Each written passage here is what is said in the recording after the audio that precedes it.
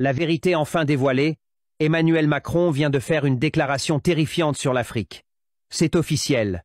Les dirigeants des pays africains sont totalement humiliés. Oui, c'est regrettable.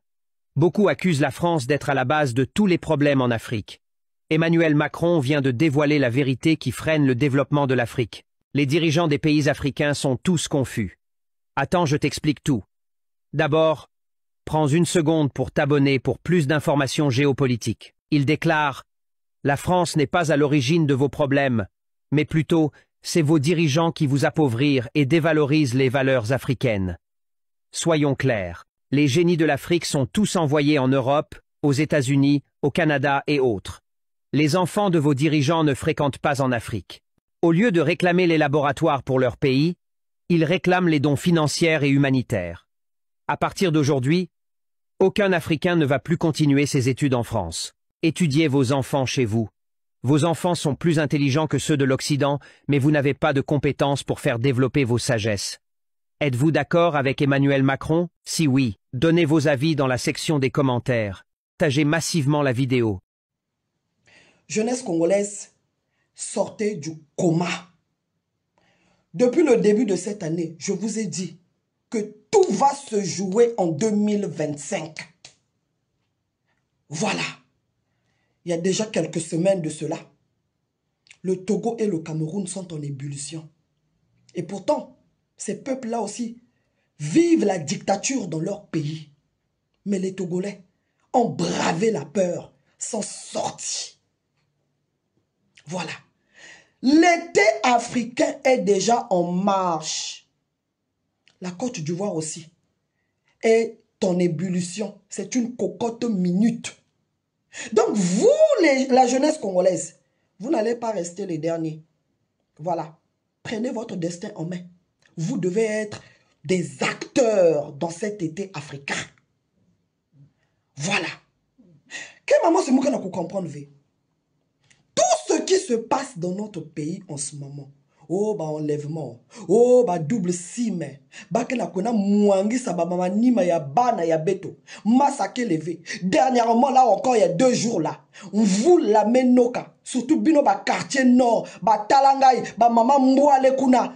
Hein? Ba quartier simba pen. Bo dindi bino nyo sotu na kacha mai. Ba ta pesete ba yiko sunga bino. Te. Donc, il est temps de comprendre que Sassou Nguesso na PCT nae ba instrumentaliser ke bino.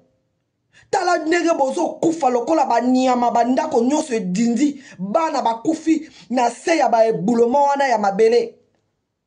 Hein? Le PCT n'en a rien à foutre. Il y a bien-être na bino. Botala ba condition de bozo vivre na ba quartier nord. Banzele zate. Hein? Donc dans le nord, dans le sud, toza kaka même traitement. Hein?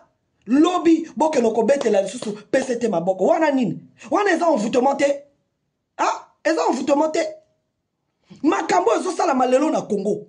Soki yaki na bamboka ya bato misusu. Kasi déjà peuple a dans zela. Kasi to suto kwa ici Sassou Nguesso. Donc botika ki tribalisme na bino to libérer mboka. Ah? Bazo enlever bana. Bango nyonso tout bakomi ba double sim. Mboka na biso ekomi terrain ya ba terreau nyonso. Ah, basala ba réseau, basala ba trafic ya ba passeport mabe. Basala ba blanchiment d'argent mabe. Ba trafic ya modèle nyonso, na ba trafic ya bateau, na ba trafic ya ba nzota bateau. Ezo sala makaka na Congo wana. Ba okonga kala wana ba cinéma bazo sala wana lokuta, ba yebi makambo bango bazo sala na kati ya Congo wana. Objectif na bango ezali ba détruire mboka wana ezala irrécupérable ba congolais ba telengana to koma lokola ba gitane bato bazanga mboka. Ça so zo ba passeport na biso azopesa na ba étranger, but na bango eza nini? Lobi biso to se retrouver na ba étranger moko boye na ba mabele na biso to komi ko bunda de guerre en guerre pona to récupérer ba mabele na biso. Eza wana Sassou Nguesso alinga tikela biso.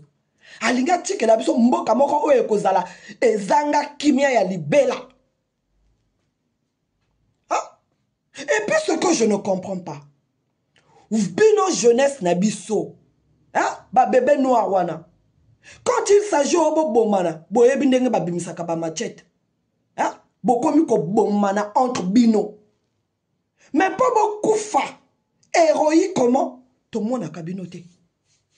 Hein? Beaucoup fa tel lokola ba héros. To betela bino ba boko. To kotonga bino ba stèle ba nini, ba musée. Hein? Pendant qu'on libérer mboka.